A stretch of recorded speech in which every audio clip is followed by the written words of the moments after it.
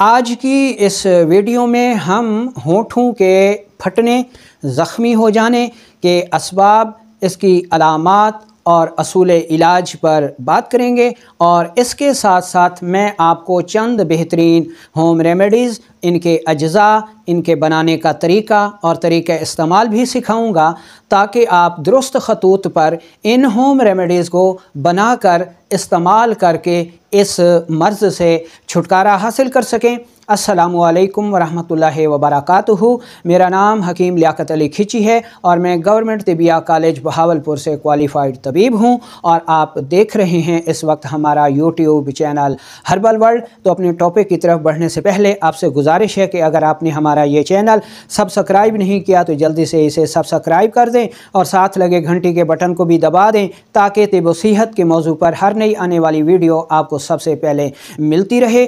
तो चलते हैं बिना किसी देर के और शुरू करते हैं आज की इस इंटरेस्टिंग वीडियो को। दोस्तों, वो लोग जिनके जिस्म में तुरशी तेज़ाबियत की ज़्यादती हो जाती है, जो लोग तुर्श ग़िज़ाएँ, कोला मशरूबात, फ़ास्ट फूड, गोश्त, मछली, तुर्श फल ज़्यादा इस्तेमाल करते हैं, खुश्क सर्द माहौल में रहते हैं, एसी के माहौल में रहते हैं, तो उनके जिस्म में तुरशी और तेज़ाबियत बढ़ जाती है।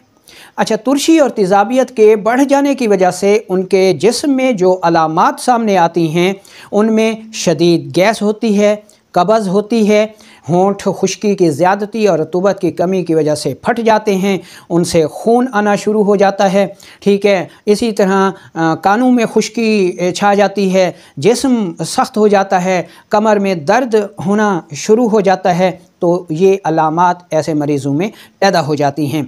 ऐसे मरीज़ों की जो नब्ज़ होती है वो हरकत में तेज़ होती है और ऊपर ही ऊपर 4 उंगलियां रखने से ठोकर लगाती है।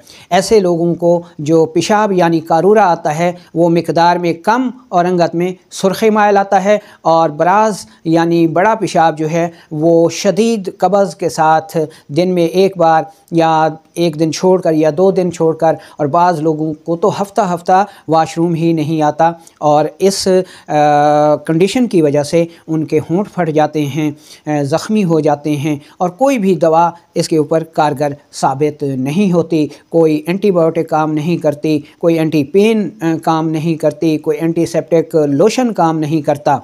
ठीक है, तो ये सूरत हाल बन जाती है।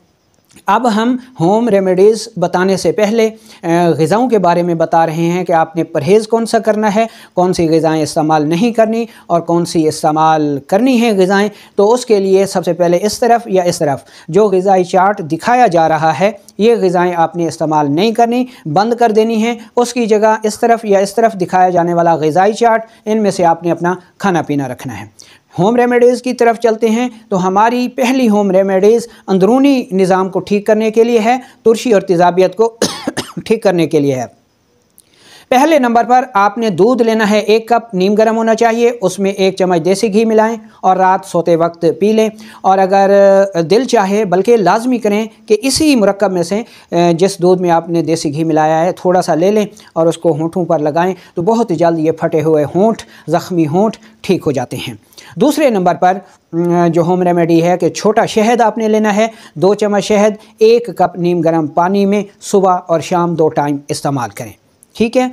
तीसरी होम रेमेडी आप नोट कर लें कि आपने 1.5 कप पानी लेना है, उसमें 5 अदद अमलतास की टिक्की डालनी है और इसको अच्छी तरह पका लेना है कि पानी 1 कप बच जाए। पुन छान लें, गुड़ से मीठा कर लें और सुबह दोपहर शाम इस्तेमाल करें।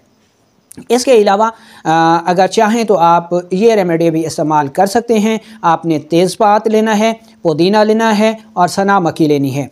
तीनों चीज़ें बराबर वज़न लेकर इंतहाई बारीक पाउडर कर लीजिए और चाय वाली चम्मच का 1/4 हिस्सा सुबह दोपहर शाम पानी के साथ इस्तेमाल करें। तो इंशाअल्लाह जो होंठ गर्मियों में, सर्दियों में या हर वक्त फटे हुए रहते हैं, शदीद दर्द करते हैं, वो ठीक हो जाएंगे। गैस, कब्ज़, तेज़ाबियत भी ठीक हो जाएगी और उससे जुड़े सारे अवारज़ात भी इंशाअल्लाह ठीक हो जाएंगे।